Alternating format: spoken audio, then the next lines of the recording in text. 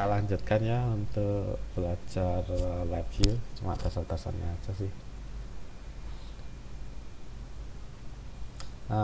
Kali ini kita akan mencoba untuk membuat semacam aplikasi untuk perbandingan. Ya, biasanya sih perbandingan kita gunakan di dalam algoritma persyaratan ya, pemilihan ya, yang if else gitu. Ya, kalau A lebih besar dari B ngapain, kalau B lebih besar dari C harus ngapain, dan seterusnya. Oke, nah untuk menggunakan perbandingan di program, berarti di blok diagramnya ya, kita menggunakan ini comparison, apakah A sama dengan B atau A tidak sama dengan B, apakah A lebih besar dari B, lebih kecil, lebih besar sama dengan, dan seterusnya. Ya, jadi misalnya kita coba untuk membuat perbandingan A dan B. Oh ya, di sini outputnya adalah ya atau tidak, true atau false. Berarti biasanya sih tipe datanya itu adalah boolean. Boolean cuma ada dua isi ya, true atau false.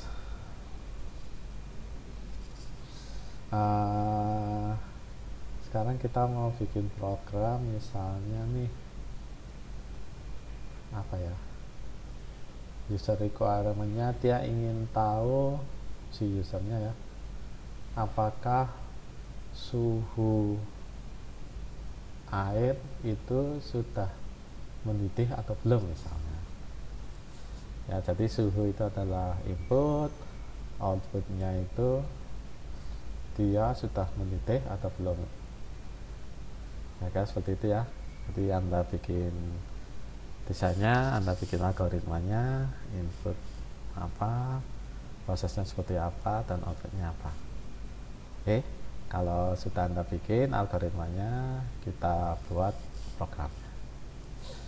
Nah, untuk programnya ya Anda punya input suhu ya misalnya ya. Berarti di front panel misalnya suhunya cuma inputan numerik. Kalau enaknya kalau di lab view itu, kalau Anda punya DAG-nya ya, data acquisition-nya, Anda bisa langsung ambil data dari sensor suhu, masuk ke komputer, kemudian masuk ke program Anda ini ya. Tapi karena kita tidak ada modulnya untuk DAG-nya, kita anggap aja inputannya dari user juga. Jadi misalnya Anda pakai kontrol ya, Anda bisa pakai kontrol yang sama seperti sebelumnya. Ini angkanya ya, suhu misalnya 0 sampai 100, atau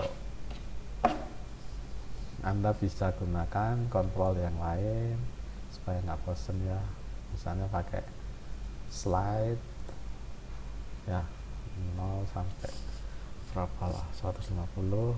Kalau suhu air sih sebenarnya nggak mungkin ya sampai di atas 100 ya, tapi misalnya nih kita bisa pakai suhu 0 sampai 150. Tujuannya ya untuk itu ya, bisa melakukan perbandingan ya. Nah, di sini pointer slide cuma sampai 10, Anda bisa ganti tentu saja nilai maksimumnya. Anda tinggal masuk ke properties, kalau nggak salah ya, di mana ya, scale ya, Anda bisa sampai 100 derajat Celcius misalnya, suhunya dalam Celcius ya, atau kita ubah 150 ya, walaupun sebenarnya tidak mungkin air sampai suhunya di atas 100 derajat ya, ini cuma misalnya. Oke, Anda punya input nih, ini kita ganti ya supaya lebih jelas ke usernya. Input suhu dalam derajat Celcius. Oke. Jadi Anda nanti bisa geser-geser. Kalau Anda coba jalankan sih, ini bisa Anda ubah-ubah ya suhunya. Nah, sekarang user ingin tahu nih suhunya sudah mendidih atau belum. Jadi outputnya kita adalah itu. Berarti karena pilihannya cuma dua, kita bisa gunakan boolean nih, mendidih atau tidak, salah satu dari situ. Ya, misalnya kita gunakan LED nih. Ya, kalau mendidih dia nyala, kalau belum mendidih dia mati. Oke. Ya, nanti kalau di project Anda ini bisa untuk LED ini bisa untuk warning ya, atau apapun lah. Warning tekanannya udah melewati sekian, warning suhu udah melewati sekian, peringatan seperti itu. Ya, setelah Anda buat user interface-nya, dia bisa tahu ya apakah suhunya sudah melewati suhu tertentu. Baru Anda buat programnya di blok diagram.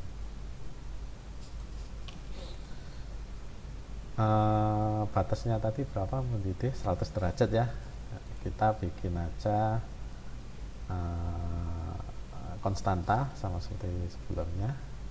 Kita pakai double aja, dan nilainya adalah 100. Misalnya ini kita kasih, bisa nggak ya kasih nama ya, kita kasih level ya, threshold untuk suhu.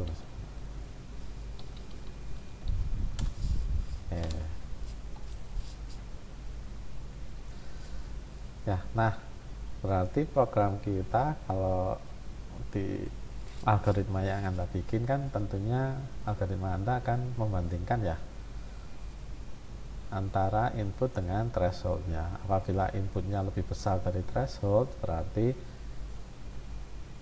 dia true kita masukkan ke sini.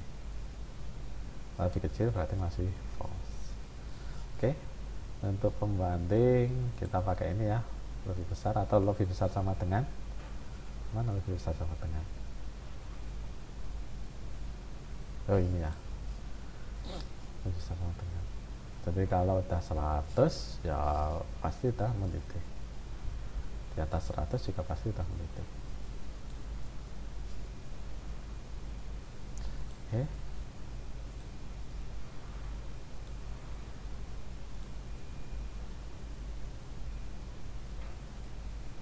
Ya, outputnya true atau false. Anda masukkan ke sini outputnya, kemudian Anda jalankan ya. Apabila suhunya masih 0, dia belum mendidih. Ketika dia sudah di atas 100, dia akan aktif untuk light-nya. Oke. Ketika turun dari 100, dia akan mati untuk light-nya. Oke. Jadi kira-kira seperti itu untuk pembandingan. Ya. Terus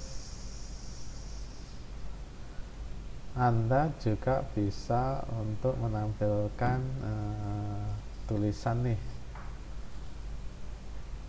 Ya, bukan hanya LED saja, jadi sebuah pernyataan bahwa air sudah mendidih misalnya, atau air belum mendidih.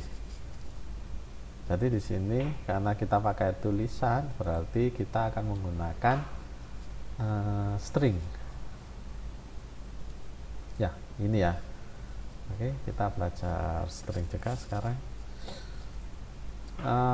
Untuk string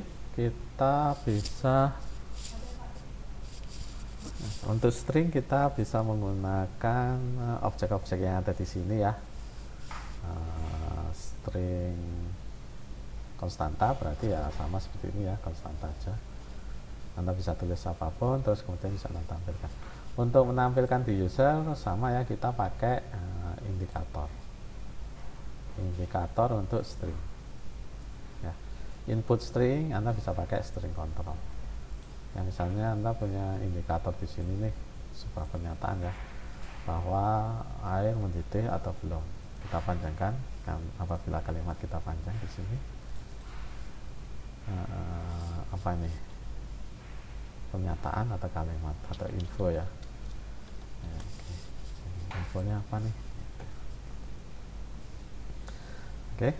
Berarti kalau di program Anda nanti outputnya adalah sebuah tulisan nih, air belum mendidih atau air sudah mendidih.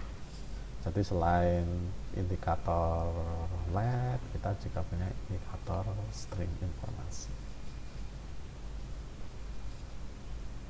Nah, untuk menggunakan string, Anda bisa memanfaatkan di programnya ya, untuk pembandingan ini select. Jadi di select ini, di sini ya, Anda punya, ini kita lihat di sini ya. Anda punya pernyataan pertama, Anda punya pernyataan kedua, kemudian Anda punya select. Jika true, maka yang dikirim ke sini di outputnya itu adalah pernyataan pertama. Jika false, maka yang dikirim di sini itu adalah pernyataan kedua, yang ini ya. Tergantung input dari S-nya ini. True, keluarkan yang ini. Inputnya S false, keluarkan yang ini. Oke. Nah, misalnya nih, saya punya string lagi mana ya? Sebuah string konstan nih di sini, sebuah pernyataan nih. Air belum mendidih. Jadi apabila yang di sini false, maka air belum mendidih. False yang bawah ya. Berarti ini kita pindah ke bawah. Oke. Terus yang atas itu apabila true misalnya. True berarti dia di atas 100 derajat ya. Air sudah mendidih. Itu ya. Oke. Jadi kalau ini kita inputkan di sini, ini kita inputkan di sini. Salah yang bawah ya.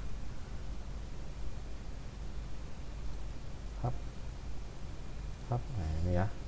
Kemudian outputnya ini akan masuk ke indikator info. Nah, true false nya Anda ambil dari mana?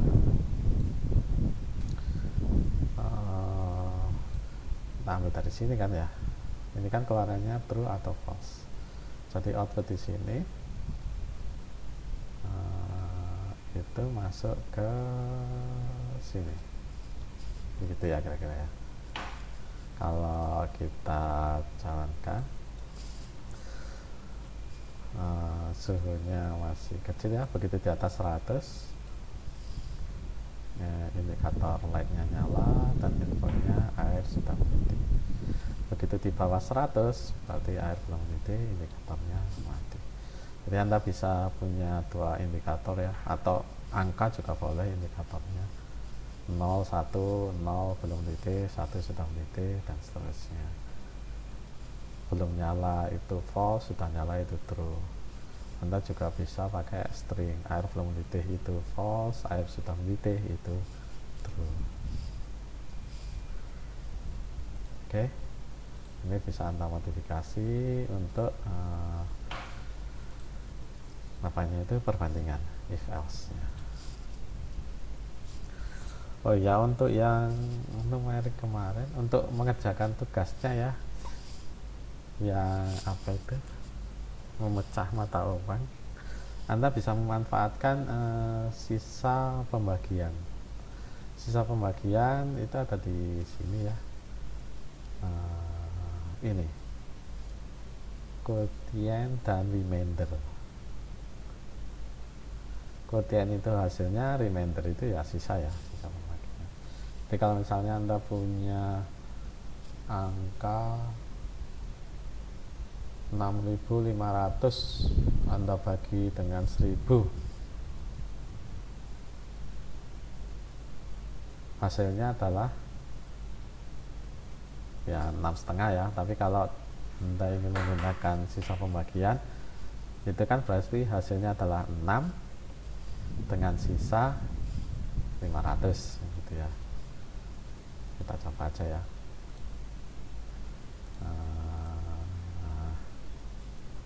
Kok bisa sih ini kan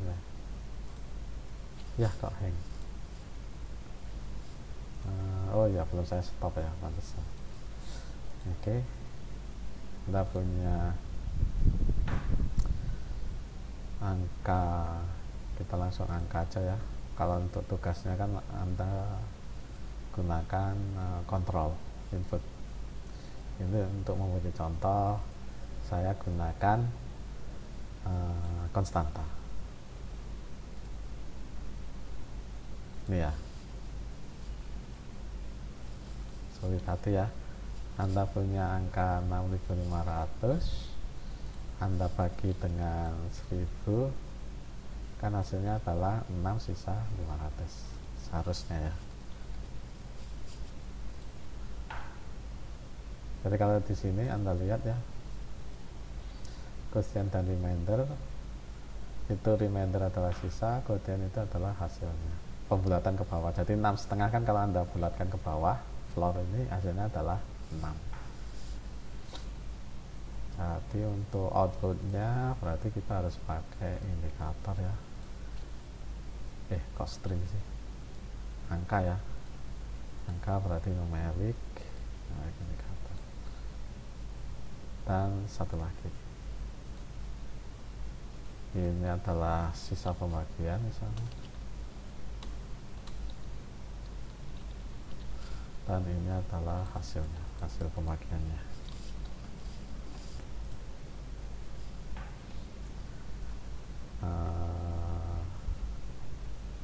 Hasil sisa.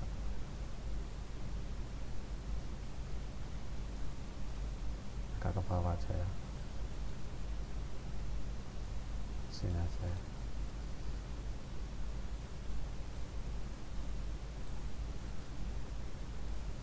Anda punya angka X, ini masuk ke Y, berarti X bagi Y ya, maka Anda akan punya hasil, Anda punya sisa ya. Kalau kita jalankan di sini ya, Anda punya hasil 6, sisanya 500. Oke, silahkan Anda coba di tugas Anda. Terima kasih.